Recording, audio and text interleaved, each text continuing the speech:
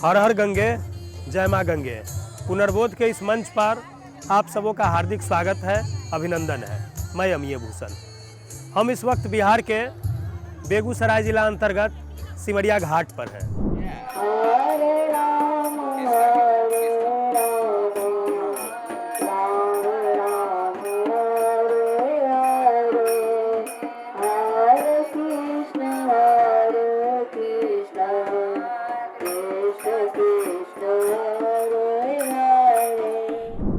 कल्पवास एक पुरातन भारतीय परंपरा है।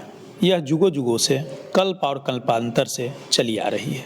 इस दौरान श्रद्धालु पवित्र नदी तटों पर निवास कर भक्ति साधना करते हैं। यह कुंभ पर्व से साम्यता रखते हुए भी कई मायनों में अलग है। कुंभ की कथा विचार और संस्कार, सागर के मंथन और अमृत प्राप्ति उपक्रमों से जुड़ी है। इसके उलट कल्पवास कायाकल्प और आत्मशुद्धि का एक माध्यम है। पुरानेपन का त्याग और नवीन का ग्रहण ही कल्प है। इस निमित्त ऊर्जा से परिपूर्ण किसी रमणीक नदी तीर्थ पर खास तिथियों में किया गया वास कल्पवास है। नया जीवन, एक नई ऊर्जा और एक बेहतर दिनचर्या के शुरुआत के अभ्यास का नाम ही कल्पवास है। बात आयोजनों से जुड़ी हो तो कुंभ स्थल निश्चित और पूर्व निर्धारित हैं, जबकि कल्पवास के साथ ऐसा नहीं है। यह पावन नदी तटों पर अवस्थित किसी भी तीर्थ विशेष पर हो सकता है। ऐसे कल्पवास स्थल भारतवर्ष के हर हिस्से में मौजूद हैं, जहां वर्ष के अलग अलग महीनों में कल्पवास चलता रहता है। आप मेरे ठीक पीछे देख सकते हैं कि सिमरिया कल्पवास मेला लगा है। वहीं आज़ादी के अमृत महोत्सव के ऊपर भी यहाँ प्रदर्शनी और संगोष्ठी इत्यादि चलती है। मेरे पीछे लगे आप इस चित्र प्रदर्शनी को देख सकते हैं, जहाँ एक तरफ आज़ादी के महान नायकों का चित्र है, वहीं नीचे एक तरफ प्रधानमंत्री मोदी जी का चित्र और दूसरे तरफ राष्ट्रकवि दिनकर जी का चित्र है। दरअसल सिमरिया राष्ट्रकवि रामधारी सिंह दिनकर का भी जन्म स्थान है। बात कल्पवास के साधना पर्व की करे तो साधक इस अवधि का अधिकाधिक समय श्रवण, कीर्तन, स्मरण, अर्चन, वंदन, आत्मनिवेदन और दास्य भाव से भगवत सेवा में व्यतीत कर पूरा करते हैं। वे दिन में केवल एक समय भोजन करते हैं और भोग कामनाओं से पूरी तरह दूर रहते हैं।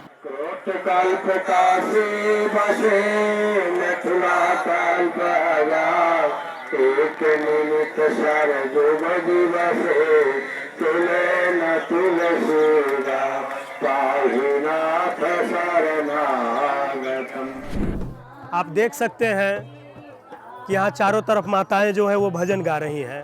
हरे राम हरे कृष्ण का महामंत्र यहाँ निरंतर गायन होते रहता है, गुंजायमान होते रहता है। यहाँ साधु संत भी प्रतिदिन कथा प्रवचन बोलते हैं। मेरे ठीक बगल में आप देख सकते हैं मिथिला क्षेत्र के श्री महंत अवध किशोर दास जी महाराज हैं। महाराज जी का ये शिविर हर वर्ष लगता है और ये अपने आप में बड़ा ही अनोखा अनूठा मेला है, जहाँ लोग आश्विन महीने बीतने के बाद यहाँ आते हैं। वो यहीं रह करके नित्य भजन, कीर्तन और पूज्य संतों का प्रवचन इनके मुखारविंद से सुनते हैं। पूरा ये अपने आप में एक तप है, एक साधना है जो अनादिकाल से चला आ रहा है, जिसका निर्वहन ऐसे पूज्य संत, ऐसे माताएं बहनें करती हैं। आप देख सकते हैं कि किस प्रकार छोटे छोटे टेंट राउटी में लोग रहते हैं। भगवान की मूर्तियां भी आती है। नित्य प्रति भगवान की मूर्ति का राग भोग ससमय होता है। मतलब आपको ये जगह देख करके लगेगा कि बिल्कुल ये कुंभ के सदृश ये स्थान है। और आप देख सकते हैं कि कैसे शिविर लगा है। कुछ लोग सफाई कर रहे हैं, कुछ अभी भोजन करके उठे हैं, कुछ भोजन करेंगे। तो बड़ा ही रमणीक और मनोरम यहाँ का दृश्य होता है, जहाँ युगों युगों से लोग आकर के भगवत भक्ति, भगवत सेवा चरणों, संतों के चरणों में रहकर करते हैं।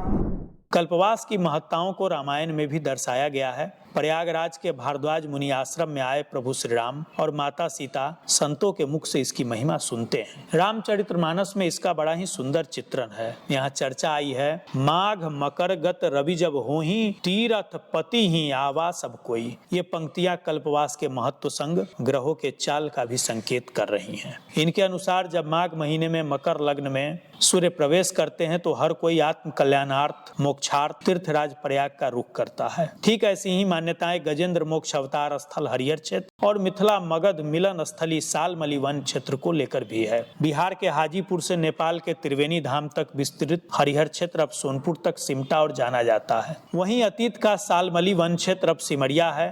सालमली का हिंदी रूपांतरण सेमल है और समय की यात्रा ने इस सेमल वृक्ष को सेमर नाम दिया है। इसी सेमर से सिमरिया बना है। गंगा के पावन तट पर बसे इस तीर्थ ग्राम का अतीत बड़ा ही गौरवशाली है। यहाँ कभी राजर्षि जनक आते थे, ऐसी जन श्रुति और मान्यताएं हैं। महाकवि विद्यापति को गंगा का ये पावन तट अत्यंत प्रिय था। इसी ग्राम में राष्ट्र कवि दिनकर का जन्म हुआ है और यहाँ के बिंदेश्वरी सिंह भजन सम्राट के तौर पर भारत भर में जाने जाते थे। सिमरिया कल्पवास मेला समय के साथ अब भी चल और बढ़ रहा है। अब तो यहाँ प्रतिवर्ष 100 से अधिक शिविर लगते हैं, जहाँ बिहार नेपाल से लेकर अयोध्या और वृंदावन से भी संत अपने शिविर लेकर आते हैं। यहाँ न कोई जाति पूछता है और न ही किसी की आर्थिक स्थिति देख सुन व्यवहार किया जाता है। सब समान हैं, श्रद्धालु और साधक हैं। वहीं ये कल्पवास सनातन धर्म अनुरागी प्रचारक बनाने की एक पाठशाला है।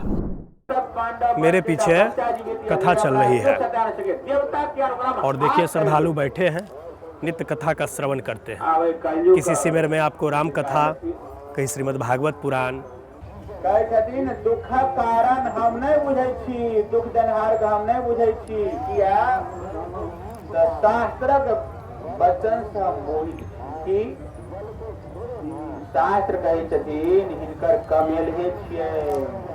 सबसे बड़ी बात है कि यहाँ कथाएं जो है यहाँ की लोक बोली मैथिली में भी चल रही है, तो यहाँ के लोग लोक परंपराओं से गहरे जुड़े हैं। यहाँ श्रद्धालुओं की दिनचर्या नित्य प्रति गंगा स्नान, गंगा जल के पान और गंगा पूजन से प्रारंभ होती है। इसके बाद ये भगवत नाम संकीर्तन करते हुए संपूर्ण मेला क्षेत्र की परिक्रमा करते हैं। परिक्रमा के दौरान श्रद्धालु भक्ति भाव से झूमते चलते हैं। संपूर्ण वातावरण शंख, घंटी और हरि नाम उच्चारणों से गुंजायमान हो उठता है।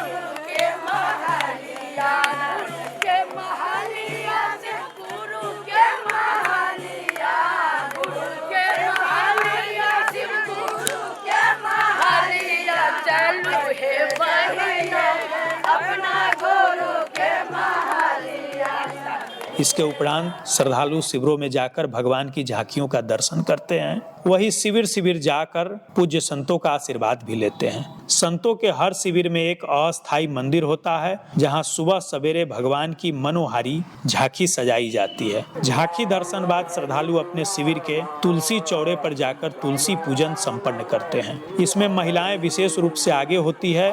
तदोपरांत ये भगवत विग्रह के आगे ढोल झाल लेकर कीर्तन गाते हैं।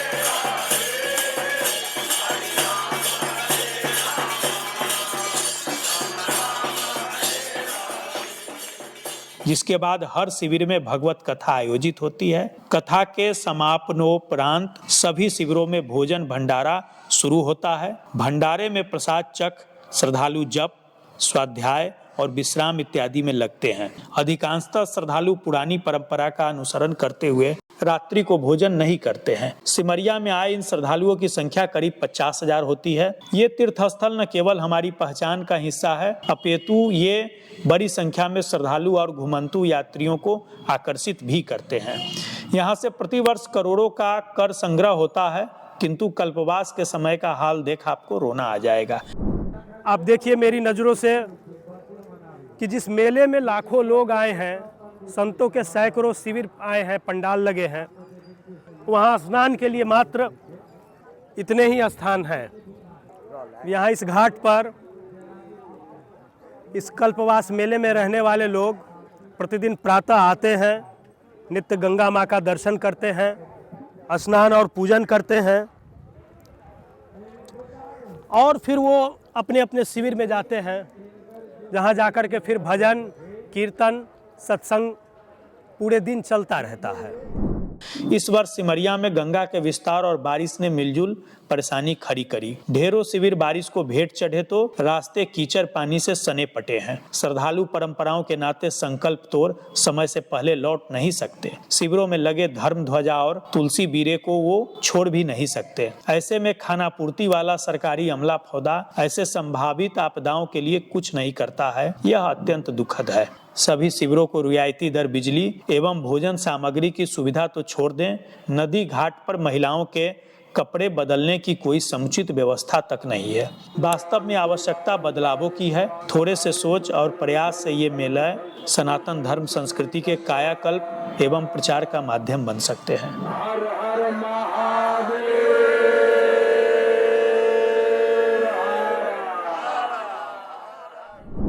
गंगा तरंगम रमणीयम एकम। कितना सुंदर गंगा का दृश्य है। माँ गंगे का